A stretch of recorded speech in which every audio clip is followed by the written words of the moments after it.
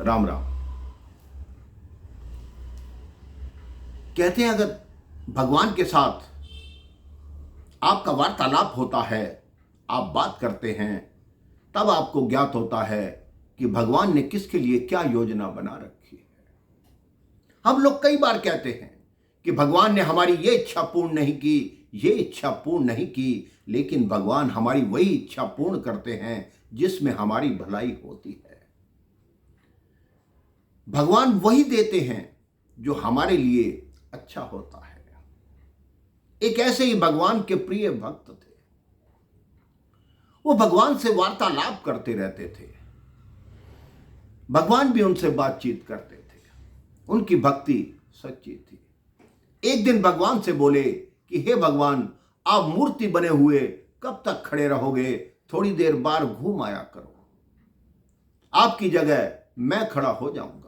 भगवान बोले, मेरी जगह तुम खड़े नहीं हो सकते। उस भक्त ने हट की कि नहीं, मैं खड़ा होऊंगा।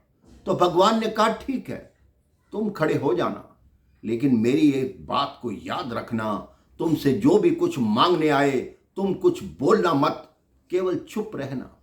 उस भक्त ने कहा, मुझे स्वीकार है। थोड़ी ही देर में एक साहूकार आया। उसने भगवान को प्रणाम किया कि मुझे और धन दे दो, मुझे और धन दे दो।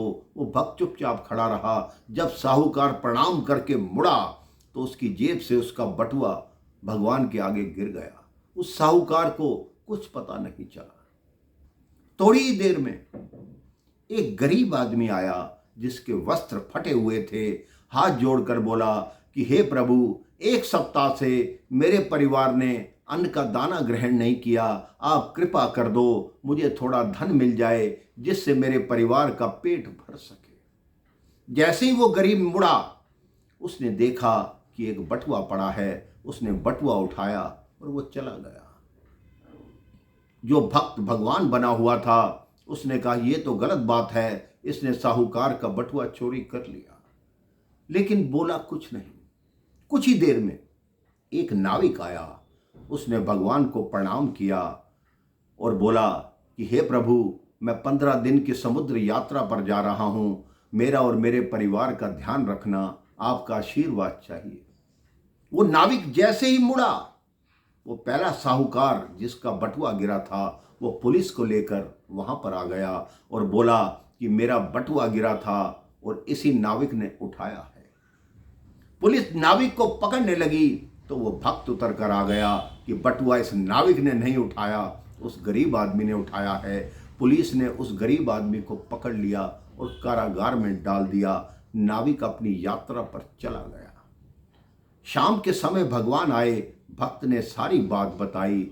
भगवान ने कहा, तुमने ये क्या गलत कर दिया, तुमने अनर्थ कर डाला। तुमको कहा था कि चुपचाप सब कुछ देखते रहना, सब मेरी योजना के हिसाब से चल रहा है।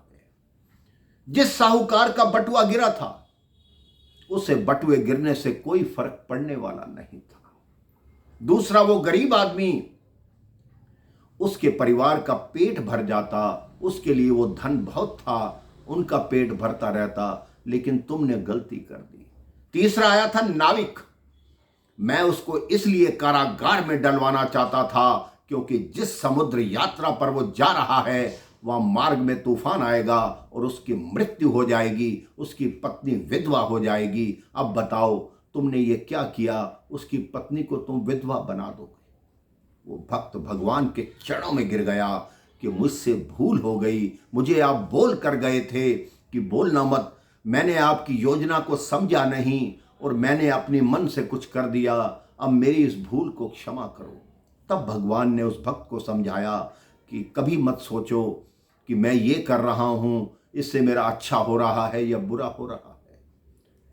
मैं हमेशा भक्तों के लिए वही करता हूं जो उनके लिए अच्छा होता है। जिसकी जहां लिखी है उसको तो वहां जाना ही है, लेकिन मैं अपनी तरफ से प्रयास करता हूं कि किसी तरह हो सके जो मेरा नाम लेते हैं उनका अच्छा हो, उनके लिए शुभ हो। आप भी अपने जीवन में भगवान से कभी मत मांगिए, यही कहिए कि आपने जो देना है, जो आपकी दृष्टि में अच्छा है, वही हमें दीजिए। आप देखिए, आपकी हर मनोकामना पूर्ण होगी, आपका जीवन सफल होगा। राम राम, जय श्री राम।